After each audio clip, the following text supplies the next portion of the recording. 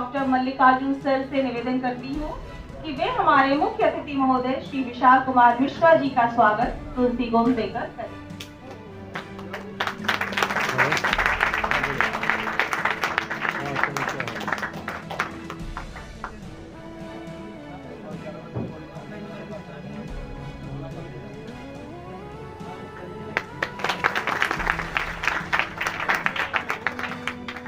Thank you sir, thanks a lot. Mister Vishal जो by profession CA हैं और not only this, वो एक सामाजिक कार्यकर्ता भी हैं। उन्होंने 2 किताबें लिखी हैं, इनकम टैक्स और विमेन एम्पावरमेंट पर। इनके 100 से ज्यादा आर्टिकल्स अलग अलग मैगजीन में देश और विदेश में प्रकाशित हो चुके हैं। डॉक्टर कपिल त्यागी, आदरणीय अध्यक्ष महोदय जिनके नेतृत्व में ये कार्यक्रम चल रहा है, उमेश जी, और अभी अपने इस कॉलेज की व्यवस्था को चलाने में और शिक्षा के कार्य को सही तरीके से चलाने में जिनका सहयोग मिलता है, ऐसे आदरणीय शिक्षकगण, और अपने आंखों में एक सुंदर सा सपना लिए हुए, कुछ अपने लिए कुछ करने की चाह, कुछ देश के लिए करने की चाह, कुछ समाज के लिए करने की चाह लेके इस IIMT के कैंपस में मेरे दोस्त विद्यार्थी आज आज़ादी का अमृत महोत्सव मनाने के लिए हम सभी लोग इस IIMT के कैंपस में इकट्ठा हुए हैं। और अभी कपिल जी ने बहुत अच्छा आप लोगों को ऐसा बहुत सारा विषय बताया और बहुत सारे उसमें फैक्ट्स ऐसे थे जिन पे आपको रिसर्च करना चाहिए, जिन पे आपको काम करना चाहिए। अगर वो फैक्ट्स आप निकाल के पढ़ेंगे, उस फैक्ट्स के बारे में जानेंगे, तो आपको बहुत सारी चीज़ें उसके पीछे मिलेगी। अभी जो कार्यक्रम हम कर रहे हैं, आज़ादी का अमृत महोत्सव मना रहे हैं, और अच्छी बात है कि हम युवाओं के बीच में आज आज़ादी का अमृत महोत्सव मना रहे हैं। अभी क्या है कि आपके शिक्षक यहाँ पे हैं, आपके HOD हैं, आपके कह सकते हैं कि आप लोग को शिक्षण देने का कार्य करने वाले सभी लोग हैं यहाँ पे। लेकिन जब हम आज़ादी का 100वां वर्ष मनाएंगे, जब 100 वर्ष हो जाएगा देश को आज़ाद हुए, तो फिर ये देश आप लोगों के हाथों में जाएगा। अभी जो लोग आपको पढ़ा रहे हैं, जो लोग आपका नेतृत्व कर रहे हैं, जो लोग आपका मार्गदर्शन कर रहे हैं, वो आपके शिक्षक हो सकते हैं, वो आपके डीन हो सकते हैं, वो आपके HOD हो सकते हैं। लेकिन आज से जब 20 साल बाद, आज से जब 25 साल बाद, जब ये एक नया जनरेशन आके सामने बैठेगा और उस जनरेशन की रिस्पॉन्सिबिलिटी आपके कंधे पे रहेगी, जिस तरीके से आज के शिक्षक और आज के HOD, आज के डीन और आज के चेयरमैन आपको मार्गदर्शन कर रहे हैं और आपको बता रहे हैं कि भविष्य में क्या करना है, कैसे करना है, कितना अच्छा डॉक्टर बनना है, कितना अच्छा इंजीनियर बनना है, किस तरीके से हम अच्छा डॉक्टर बन सकते हैं, किस तरीके से हम अच्छा इंजीनियर बन सकते हैं, सारा मार्गदर्शन हमारे शिक्षक करते हैं। तो जब हमारे ऊपर रिस्पॉन्सिबिलिटी आएगी, जब हमारे कंधे पे ये भार आएगा कि हम अपने आने वाले जनरेशन को ये बात बताएं, तो क्या हम बताने की स्थिति में रहेंगे? क्या अगर हमें नहीं पता होगा तो हम बताने की स्थिति में नहीं रहेंगे। आपको मैं बताता हूं, एक कटु अनुभव मैं अपना बताता हूं। अभी लगभग 20 दिन पहले मैं एक आप ही लोग के यंग ग्रुप के साथ बैठा, एक बिल्कुल यूथ के साथ बैठा, मैं यूथ ग्रुप के साथ बैठा, और मैंने बोला कि आप 25 फ्रीडम फाइटर्स के नाम बताइए। आप कंटिन्यू 25 फ्रीडम फाइटर्स के नाम अपने उंगलियों पे गिना दीजिए। कितने लोग हैं ऐसा जो उंगलियों पे गिनाएंगे? पता है 25 स्टूडेंट्स में से एक भी स्टूडेंट्स का हाथ नहीं उठा कि हाँ मैं 25 फ्रीडम फाइटर्स के नाम को गिना सकता हूं। उसके बाद मैंने बोला नहीं, चलो 25 नहीं 20 नाम गिना दो। 20 पे भी लोगों को डाउट हो गया। मैंने बोला 15 गिनाओ। तो आप ये समझो कि जब हम अपने वंशजों यानी अपने पूर्वजों के बारे में नहीं जानेंगे, जिन्होंने हमें इस देश को लाके हमें सौंपा और किन परिस्थितियों से लाके इस देश को दिया, तो शायद हम आने वाली पीढ़ी को नहीं बता पाएंगे।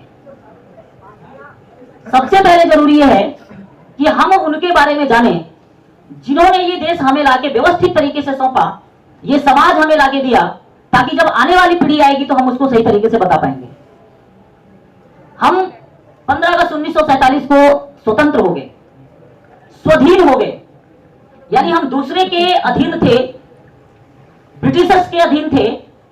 लेकिन 15 अगस्त 1947 को हम स्वाधीन हो गए, यानी हम अपने अधीन हो गए और फिर स्वतंत्र हो गए।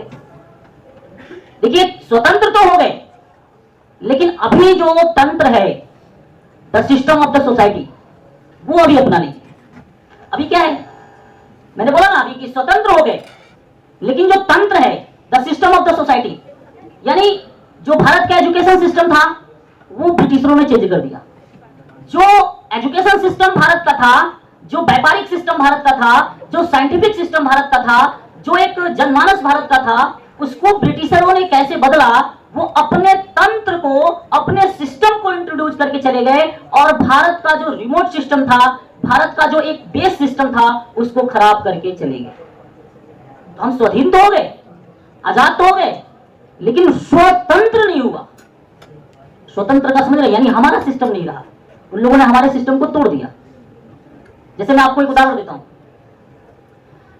1823 में लॉर्ड मेकाले, 1823 के पहले लॉर्ड मेकाले को भारत भेजा गया था ब्रिटिश पार्लियामेंट्री के द्वारा और कहा गया कि जाके भारत पे रिसर्च करके आइए और इस विषय की रिपोर्ट रिप्रेजेंट करिए कि हम लंबे समय तक भारत पे कैसे राज्य कर सकते हैं। ये काम ब्रिटिश पार्लियामेंट्रियन के द्वारा मेकाले को दिया गया। मेकाले भारत आता है 1823 के पहले और भारत के पूरे कमिश्नरियों में घूम के रिसर्च करता है। उस समय भारत कई कमिश्नरियों में बटा रहता है, जैसे कोलकाता की कमिश्नरी है, महाराष्ट्र की कमिश्नरी है, मद्रास की कमिश्नरी है, इस तरीके से अलग अलग कमिश्नरियों में भारत बटा रहता है।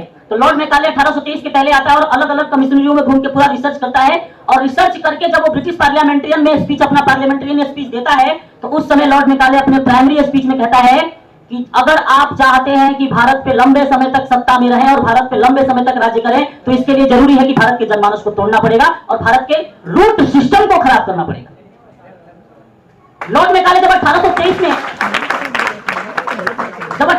में रिसर्च करके वहां पे रिप्रेजेंट करता है रिसर्च पेपर, तो जो कोलकाता की कमिश्नरी थी, जो वेस्ट बंगाल वाला पार्ट था, पाकिस्तान, वेस्ट बंगाल, बांग्लादेश, ये वाला जो एरिया था, उसकी लिटरेसी रेट 98% हुआ करती थी। आप सोचिए, आप विश्वास नहीं कर पाएंगे कि जो कोलकाता कमिश्नरेट वाला क्षेत्र था उसकी लिटरेसी रेट 98% थी और जो मुंबई कमिश्नरेट का क्षेत्र था, गोवा, मुंबई, ये सब जो महाराष्ट्र वाला बेल्ट था, उसकी जो लिटरेसी रेट थी वो 96% लिटरेसी रेट थी।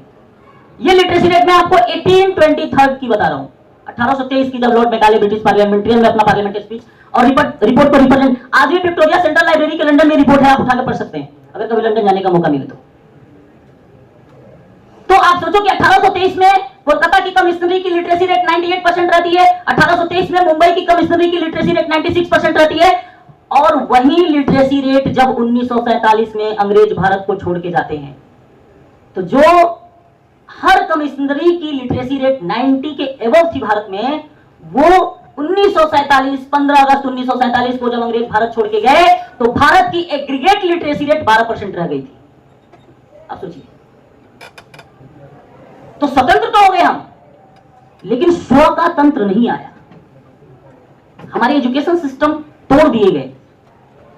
जो हमारे यहां पढ़ाने का सिस्टम था, जो हमारे यहां एजुकेशन वैल्यू थे, जो हमारे मोरल वैल्यूज थे, वो सारे नष्ट कर दिए गए, क्योंकि उनका टारगेट था कि इन पे लंबे समय तक कैसे राज्य किया जा सकता है, लंबे समय तक इन पे रूल कैसे किया जा सके, वही उनका टारगेट था। इसलिए उन्होंने कहा कि जितना हो सके इनके चीजों को ब्रेक करो। आपने मैक्स मुलर को सुना होगा, जर्मन विद्वान था Max Muller. Max Muller India आता है, मैक्स मुलर इंडिया आने के बाद संस्कृत सीखता है यहाँ पे आके मैक्स मुलर, और संस्कृत सीखने के बाद वेदों का अध्ययन करता है, हमारे महाकाव्यों का अध्ययन करता है, वेदों का अध्ययन करता है, महाकाव्यों का अध्ययन करता है और उनके फैक्ट्स को कितना मैनिपुलेट किया जा सकता है, इस पे मैक्स मुलर काम करता है।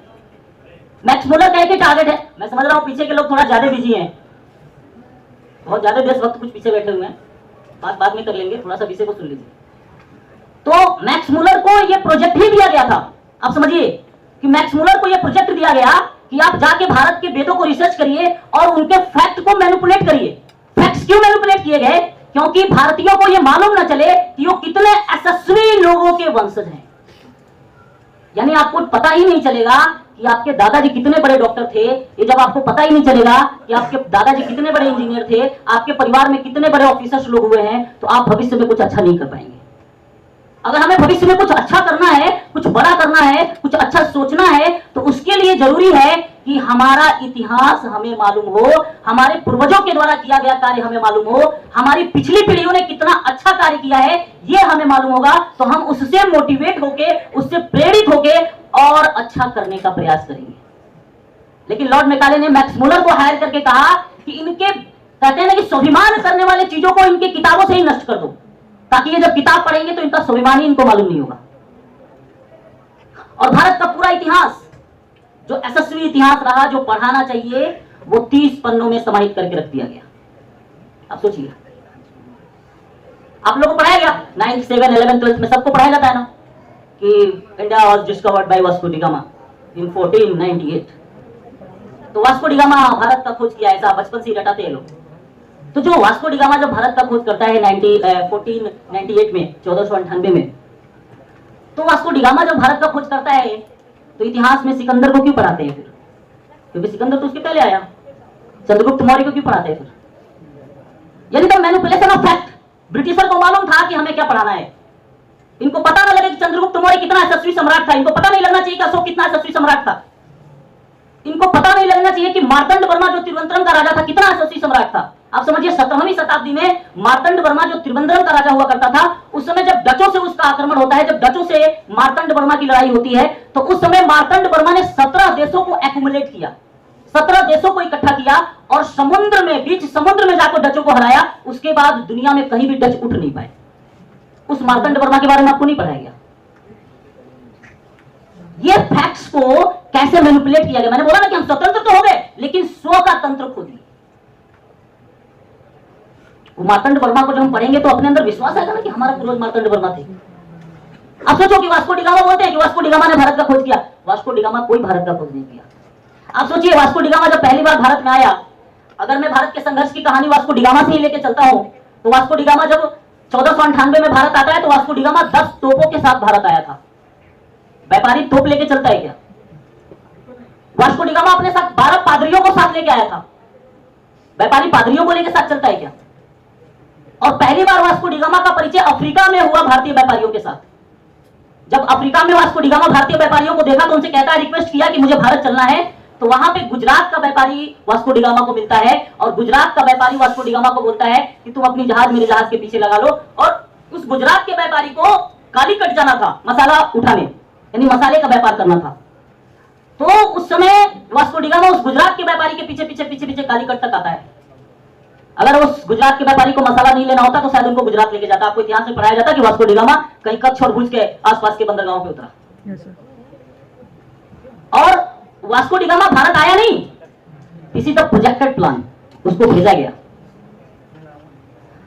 अभी दुनिया में दो धुरियां हैं। अमेरिका अपने आप को एक स्ट्रॉन्गेस्ट कंट्री प्रूव करने में लगा है, चाइना अपने आप को एक स्ट्रॉन्गेस्ट कंट्री प्रूव करने में लगा है, रसिया अपने आप को स्ट्रॉन्गेस्ट कंट्री प्रूव करने में लगा है। इसी तरीके से जब 13वीं और 14वीं शताब्दी थी, 13 और 14 सेंचुरी चल रहा था, तो उसमें पुर्तगाल और स्पेन, इन दोनों देशों में झगड़े होते थे।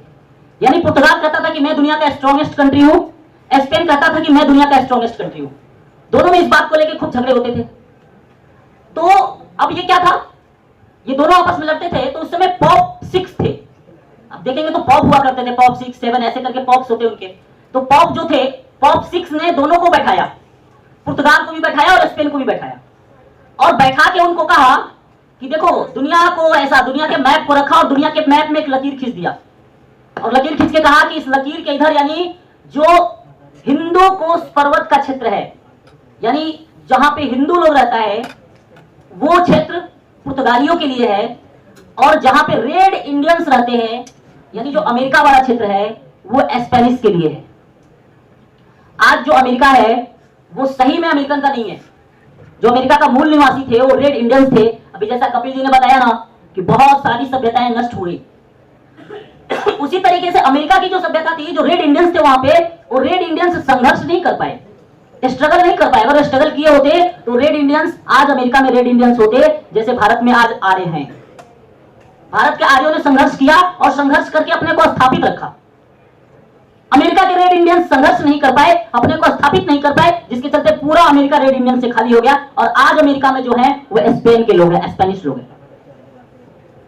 तो उस समय वास्को डी गामा जो पुर्तगाली था, जब उस पॉप 6 ने डिवाइडेशन किया, तो डिवाइडेशन होने के बाद वो पुर्तगाली व्यापारी वास्को डी गामा तब जाके भारत की तरफ आता है और अमेरिका की खोज करने वाला कोलंबस जो स्पेनिश व्यापारी था, वो फिर अमेरिका की तरफ जाता है।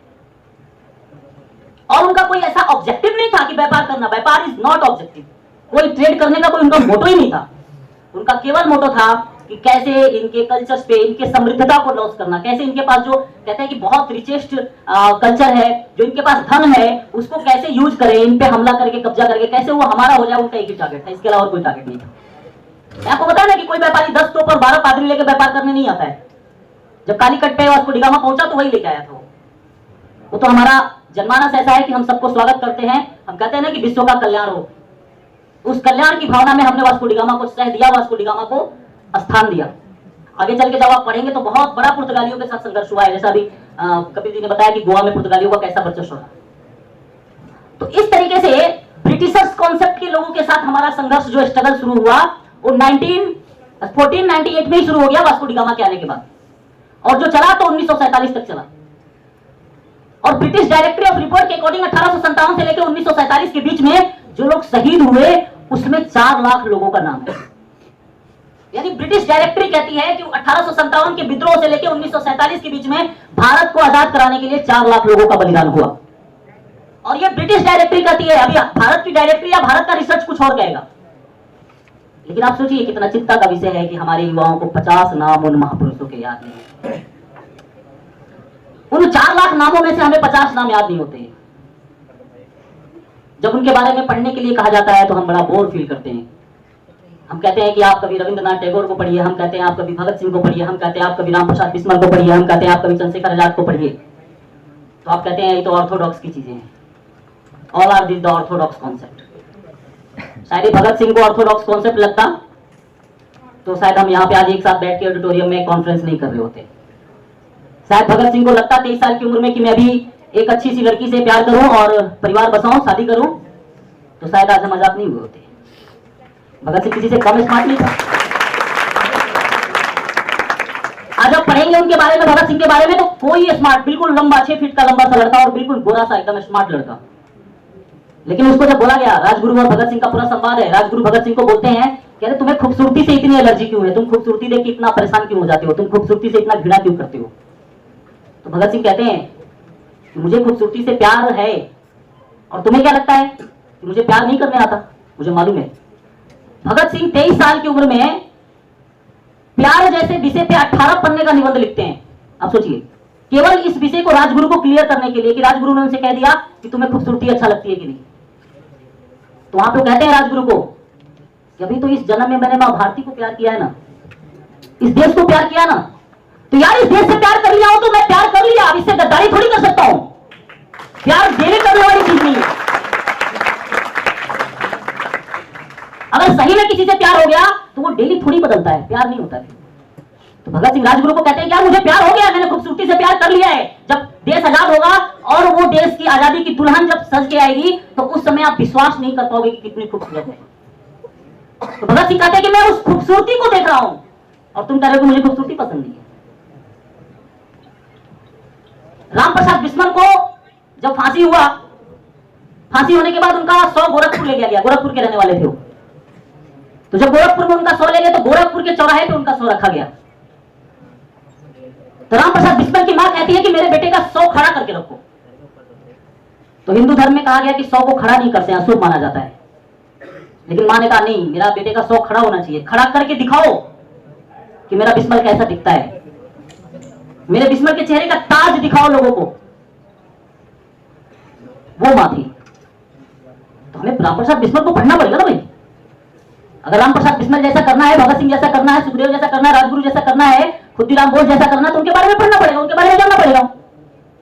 आप सोचिए कि 16 वर्ष की आयु में खुद्दीराम बोस उस अंग्रेज ऑफिसर्स को मारने के लिए बिल्कुल वचनबद्ध हो जाते हैं जो बंगाल में सबसे ज्यादा क्रांतिकारियों को फांसी देता है। उसको बोलते हैं कि सबसे ज्यादा क्रांतिकारियों को फांसी देने का काम यही करता है, मैं इसको मारूंगा। और 16 वर्ष में जब वो उसको मारने का वचन लेते हैं तो कोलकाता से उसका ट्रांसफर हो जाता है बिहार में, मुजफ्फरपुर में। तो खुद्दीराम बोस खुद अपना कोलकाता को छोड़ के मुजफ्फरपुर आते हैं, 6 महीना मुजफ्फरपुर में रहते हैं और पूरी उसकी रेकी करते हैं उस अधिकारी की कि कहां जाता है, कहां आता है, सब कुछ उसको देखते हैं। और 6 महीने बाद उसकी हत्या करते हैं मुजफ्फरपुर में। आप सोचिए 16 वर्ष की आयु में लड़का करता है, और हम लोग भी तो 16 वर्ष नहीं है। तो अगर इस देश को सुरक्षित करना है, इस देश के बारे में समझना है और आने वाली पीढ़ी को चीजें बतानी है कि हमारे पूर्वज कैसे हुआ करते थे। अगर गुरु गोविंद सिंह के बारे में हम नहीं पढ़ेंगे, गुरु गोविंद सिंह को नहीं जानेंगे, तो उनके चारों पुत्रों के बलिदान की कहानी हम आने वाली पीढ़ी को नहीं बता पाएंगे।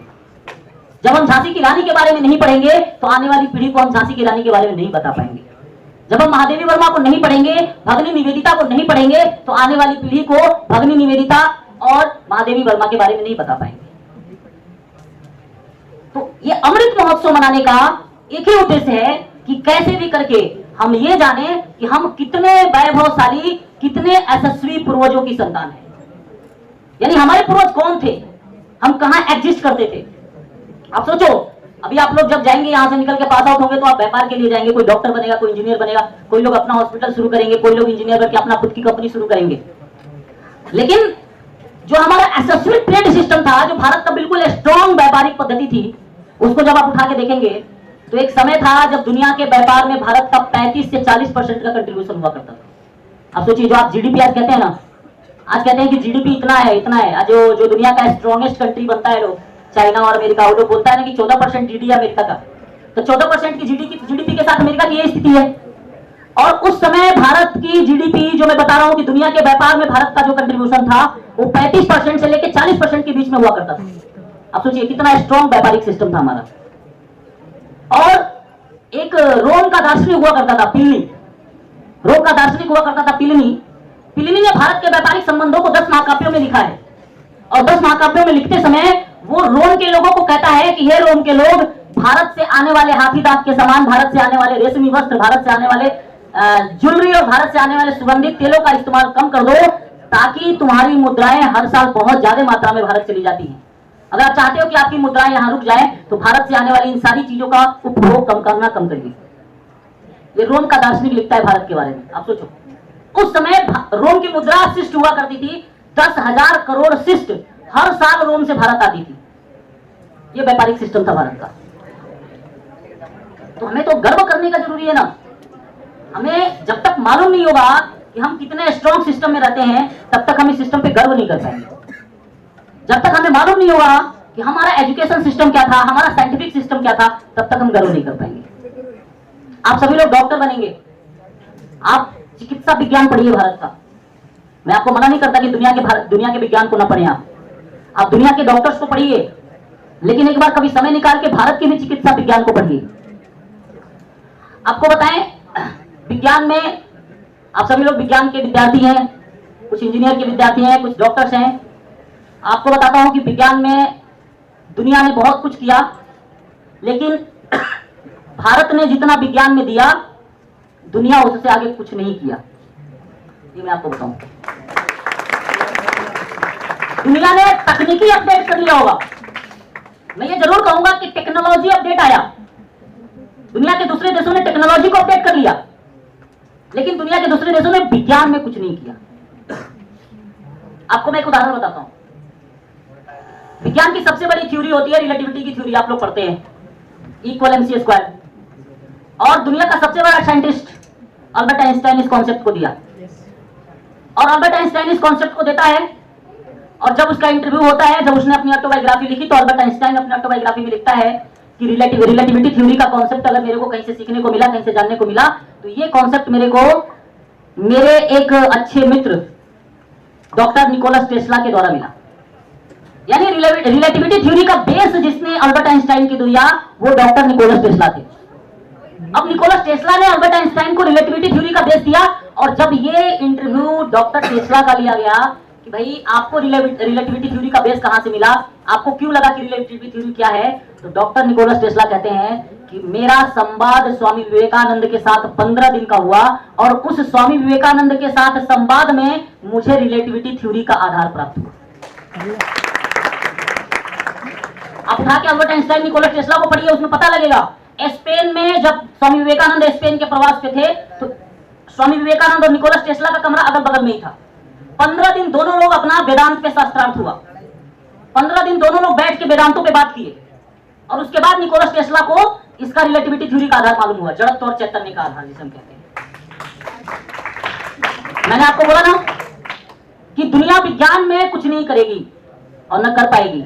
अगर किया भी है तो वो भारत से आगे नहीं किया है। भारत ने विज्ञान जितना दिया उसी में किया है, वो चिकित्सा का विज्ञान हो, वो विमान का विज्ञान हो, वो किसी तरीके का भी विज्ञान हो, स्पेस का साइंस हो, कुछ भी हो, भारत के विज्ञान के अलावा नहीं किया। दुनिया ने इलेक्ट्रॉन प्रोटॉन न्यूट्रॉन को खोजा, दुनिया के साइंटिस्टों ने कहा कि इलेक्ट्रॉन प्रोटॉन न्यूट्रॉन है, लेकिन भारत के विद्वानों ने कहा, भारत के ऋषि मुनियों ने कहा कि नहीं, इलेक्ट्रॉन प्रोटॉन न्यूट्रॉन के बाद एक गॉड पार्टिकल्स भी है। और उस गॉड पार्टिकल्स को जब हमारे भारत के विद्वानों ने कहा तो लोगों ने विश्वास नहीं किया, और अभी 2013 में डॉक्टर हिग्स एक वैज्ञानिक हुआ करते हैं, डॉक्टर हिग्स को नोबेल मिला इस गॉड पार्टिकल्स की खोज पे। जब गॉड पार्टिकल्स को डॉक्टर हिग्स ने प्रूव किया, जो गॉड पार्टिकल्स हम बहुत पहले बता चुके थे दुनिया को। अब समझिए, दुनिया को स्टोन साइंस का कॉन्सेप्ट नहीं है, दुनिया बता नहीं पाएगी कि पत्थरों में जीव होता है, लेकिन भारत का विज्ञान यह भी बताता है कि पत्थरों में जीव होता है। हमारे यहाँ जब पत्थर भगवान की मूर्ति बनती है तो किस मूर्ति किस पत्थर से बनेगी, ये पत्थर का विज्ञान बताता है। जब राक्षस की मूर्ति बनेगी तो किस पत्थर से बनेगी, ये पत्थर का विज्ञान बताता है। तो सबसे जरूरी यह है कि अपने विज्ञान को जानना। आप लोग सभी लोग डॉक्टर बनेंगे, आपने कभी सुकृत को पढ़ा है क्या? कभी आपने चरक ऋषि को पढ़ने का प्रयास किया है क्या? तो जब आप उनके बारे में पढ़ेंगे, उनके पद्धति को जानेंगे, तो अपने आप को गर्व महसूस करना शुरू करेंगे। और जब आप गर्व महसूस करेंगे तो आने वाली पीढ़ी को इन विषयों से परिचित कराएंगे। और आप सभी लोग देश के युवा हैं, आप सभी लोग ऐसे कह सकते हैं कि पावर हाउस हैं, बहुत एनर्जी होता है युवाओं के अंदर, लेकिन जरूरी है कि उस एनर्जी का पॉजिटिव यूज हो, पॉजिटिव असेसमेंट हो और उसको पॉजिटिव वे में लगाया जाए, तो शायद एक अच्छा रिस्पॉन्स आएगा, एक अच्छा रिजल्ट निकल के आएगा। और अभी डॉक्टर त्यागी ने बोला ना कि समाज हमें देता है, ये कॉलेज समाज ने बनाया। तो जब समाज हमें देता है तो इस देश के नागरिक होने के नाते, इस समाज के जन होने के नाते हमारा भी रिस्पॉन्सिबिलिटी बनता है कि हम समाज के लिए दें, हम राष्ट्र के लिए दें। और अभी हमारा जैसा काम है कि हमें बहुत अच्छे तरीके से पढ़ना है। मैं स्टूडेंट हूं तो बहुत अच्छे तरीके से पढ़ूंगा, ये अपना काम है। लेकिन अभी क्या है, थोड़ी सी समस्या आ गई है, मैं आपको बताऊं, थोड़ी सी विकृतियां आई है। वो विकृतियां क्या आ गई है कि अपने देश को, युवा को थोड़ा सा अभी ऐसा, ठीक है प्रोग्रेसिव बनिए, मैं मना नहीं करता कि प्रोग्रेसिव बनना गलत है, लेकिन प्रोग्रेसिव के साथ साथ जब संस्कारों का पतन होता है ना, तो अपना कब पतन हो जाएगा पता नहीं लगता है। आप प्रोग्रेसिव बनिए, आप विमान उड़ाइए, आप अमेरिका जाइए, दुनिया के देशों को घूमिए, लेकिन अपने जड़ को मत छोड़िए। जो पेड़ अपने जड़ को छोड़ देता है, उस पेड़ की स्थिति देखते हैं आप, समझाने की जरूरत नहीं है। अभी क्या होता है, हम अपने पूर्वजों की बातों को नहीं सुनते। अभी आपके आपके टीचर्स, आपकी फैकल्टी आपको समझाते होंगे तो लगता होगा अरे यार ये तो इनका दिन चला गया, अब तो अपन का डेज है, लेकिन नहीं, उनका दिन कभी नहीं जाता है। और मालूम है, आप लोग जब इस कॉलेज से पास आउट होंगे और जब प्लेसमेंट के लिए स्ट्रगल करेंगे ना, तो उस समय याद आता है कि अरे यार वो क्लास टीचर जब पढ़ाता था तो मेरे को बताया था, सारा समझाया था, लेकिन मेरे को याद ही नहीं आया। और उस समय मेरा ध्यान उस मोबाइल पे चलता था, मेरे को ध्यान कॉफी और कैफे वाली कॉफी याद आती थी। अभी बहुत एनर्जी होता है अपने अंदर, बहुत सारी चीजें हैं, लेकिन आप बढ़िए, बहुत अच्छा डॉक्टर बनिए, बहुत बड़ा इंजीनियर बनिए, सब कुछ करिए, लेकिन संस्कार को, डिसिप्लिन को छोड़ के आप कुछ नहीं कर पाएंगे। जो डिसिप्लिन वर्ड होता है ना, जब डिसिप्लिन वर्ड के न्यूमेरिक फॉर्मेट को लिखेंगे तो वो 100 आता है, कभी करके देखिएगा जी सर। जब डिसिप्लिन लिखते हैं ना और उसका सम को करते हो तो 100 आता है। 100 क्यों आता है मालूम है ना आपको? 100% डिसिप्लिन होना चाहिए। अगर सफल होना है तो 100% डिसिप्लिन होंगे तो सफल होंगे, नहीं तो नहीं होंगे। इंजीनियर तो वो भी था, क्या बोलते वो, आतंकवादी भी बहुत सारे इंजीनियर होते हैं। उसामा बिन लादेन भी इंजीनियर था बहुत बड़ा, लेकिन संस्कार नहीं था उसके अंदर। डॉक्टर भी बहुत होते हैं, लेकिन संस्कार होता है क्या? भारत में बहुत सारे डॉक्टर हैं, लेकिन पहाड़ों पे हॉस्पिटल खुलना चाहिए, चारों धाम में ऐसा अस्पताल की स्थापना होनी चाहिए, ये कल्पना सारे डॉक्टरों को तो नहीं आया, डॉक्टर कपिल त्यागी को छोड़। तो संस्कारों का होना जरूरी है, अनुशासन का होना जरूरी है। और ये संस्कार और अनुशासन, ये आपको ऐसा आपके दबाव में नहीं आएगा, ये आपको खुद से सीखना पड़ेगा।